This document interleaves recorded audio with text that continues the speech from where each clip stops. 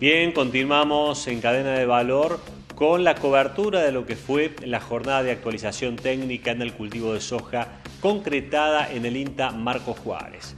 Bueno, los pronósticos hablan de mayores lluvias para el verano y esto, bueno, puede generar algunas cuestiones vinculadas con la sanidad de los cultivos. Conversamos entonces con Silvia Di Stefano, que es una especialista en fitopatología del INTA, para conocer un panorama de la campaña.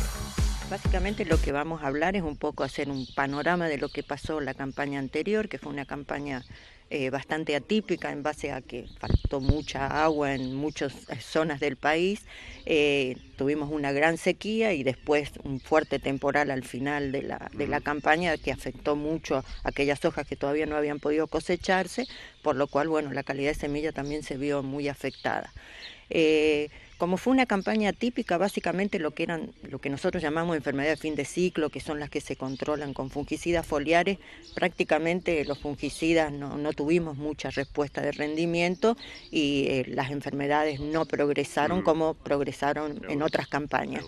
Pero sí nos llamó la atención que tuvimos dos enfermedades que hacía mucho tiempo que en esta zona no se veían. Una fue esclerotinia, la podredumbre del tallo, y la otra fue el cancro del tallo del norte, que en realidad del norte de los Estados Unidos, para nuestra región, para Argentina, sería el cancro del sur, que ya lo habíamos visto desde el año 2001, con bastante presencia en lo que es sur de Buenos Aires, en algunos lotes hasta un 70% de incidencia de planta, lo cual es bastante grave.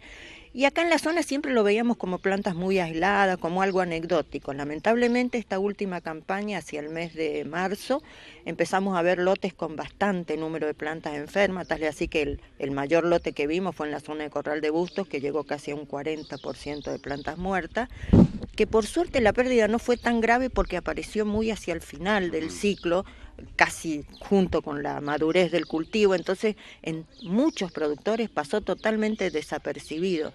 Lo que vamos a hacer hincapié este año es que si todos los pronósticos están hablando nuevamente de un año niño, es probable que esta condición de alta humedad, estos rastrojos han quedado ahora infectados y que pueda ser un problema. Y ya muchas de las variedades que eran resistentes al cancro anterior, que había aparecido en el 97, que son resistentes, para esta variedad de cancro serían susceptibles en muchos casos. Entonces, bueno, habrá que ir viendo. Nosotros hemos publicado algunos cultivares que pudimos este año corroborar que son resistentes o susceptibles a este nuevo cancro, como para que el productor vaya teniendo idea de que les puede aparecer y que, bueno, vamos a tener también que hacer tal vez el día de mañana un recambio varietal.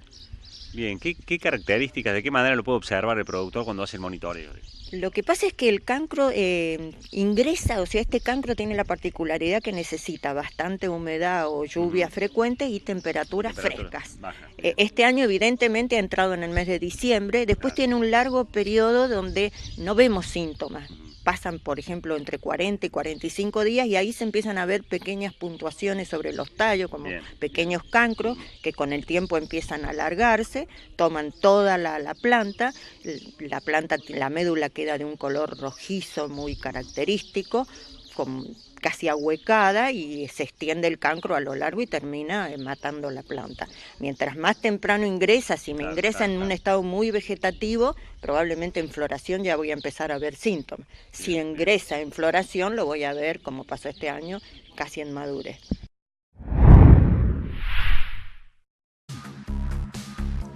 Bien, dejamos de lado por este programa la cobertura de este encuentro en Marcos Juárez, bueno, haciendo la salvedad que hay más material que lo compartiremos la próxima semana. Pero volvemos entonces a lo que ocurrió hace días atrás en Manfredi, en el marco del 17º Curso Internacional de Agricultura y Ganadería de Precisión. Bueno, allí se avanzaron y se analizaron distintas tecnologías disruptivas, entre ellos el blockchain. Bueno, ¿de qué se trata esto? ¿De qué manera puede influir en la producción agrícola, en la producción ganadera, en toda la agroindustria en nuestro país? Bueno, esto lo conversamos con un experto en inteligencia artificial de IBM. Nos referimos a Sergio Viso. Blockchain es una tecnología de registro inmutable y distribuido. ¿Qué significa eso en criollo? ¿Cómo se lo puedo contar yo a mi mamá?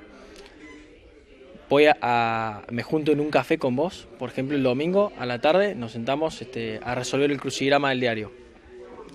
Los dos vamos con nuestra copia del diario y empezamos a resolver las palabras, ¿no? Ponele que hay una palabra que sea, no sé, un mamífero de 4 letras y 4 patas. Y ahí nosotros los dos lo miramos y decimos, apa, ¿qué podrá ser, no?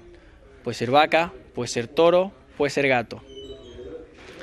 En algún momento los dos establecemos que la palabra sea toro. En ese momento estamos estableciendo lo que se llama consenso. Estamos acordando que la palabra va a ser toro. Y la anotamos. Vos en tu copia del crucigrama, yo en mi copia del crucigrama. Bien, eso es registro distribuido. Existen 2 copias del crucigrama. Vos tenés la tuya y yo tengo la mía. Y existe un consenso establecido. Entonces, ahí tenemos 2 elementos. Hay un tercer elemento que es el de la inmutabilidad. En vez de escribirlo en lápiz, que lo podemos borrar y lo podemos volver a escribir, lo escribimos en tinta, en una tinta imborrable. ¿Qué pasa si nos equivocamos? No pasa nada. Tachamos la palabra y ponerle que no era toro, era gato. Tachamos toro y escribimos gato. Y ahí queda establecido el tercer elemento de blockchain, que es registro distribuido, 2 copias del crucigrama, vos la tuya, yo la mía. Inmutable, está en tinta y cuyo registro se ejecutó mediante un establecimiento de consenso. Nosotros dos nos miramos, charlamos, discutimos un rato y dijimos va a ser tal palabra. En el mundo de los agroalimentos, bueno, en primer lugar, ¿de qué manera aparecen los jugadores, digamos? ¿De qué manera se suman jugadores a esta red? Y después vamos a hablar un poco de las implicancias, pero en primera instancia eso, ¿no es cierto? Bien, es una buena pregunta. Hoy la red ya contempla una solución de registro distribuido para cualquier empresa que produzca, genere o manipule alimentos de alguna manera. Bien.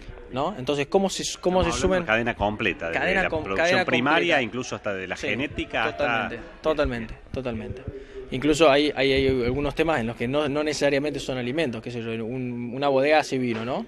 El alimento del vino es el líquido, claro. Pero uno puede tener registrado en este sistema de blockchain qué le pasó al vidrio, ¿no? Si el vidrio tiene cierta pureza, no tiene cierta pureza, y eso no es necesariamente un alimento. Bien, ¿cómo se suben los jugadores a la red? Los jugadores se pueden subir de una forma programática a través de una forma manual, es decir, registrándose en la plataforma como quien se registra en Facebook y carga su perfil, de la misma manera, o sea, a través de un servicio web, o haciendo mediante una integración de sistemas, de mis sistemas que yo tengo en mi bodega, en mi empresa de manufactura, en mi frigorífico, etcétera, de forma programática con la plataforma.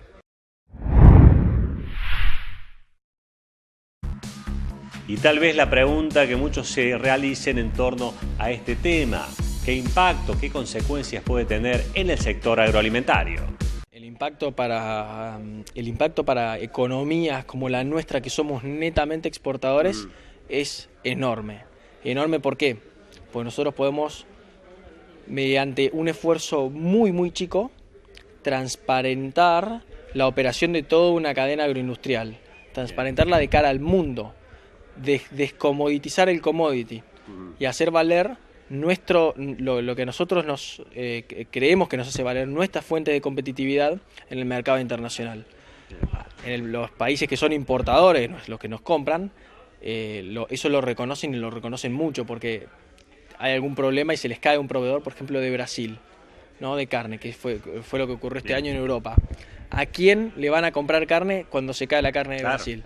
A nosotros, tenemos toda la cadena transparentada, ¿no? Se lo van a comprar a Paraguay.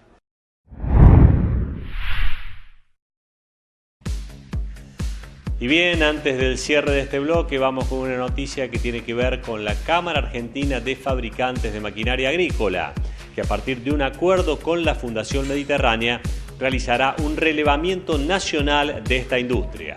La intención del trabajo, que desde CAFMA califican como inédito, es conocer con mayor profundidad las fortalezas y debilidades del sector para poder plantear estrategias de desarrollo.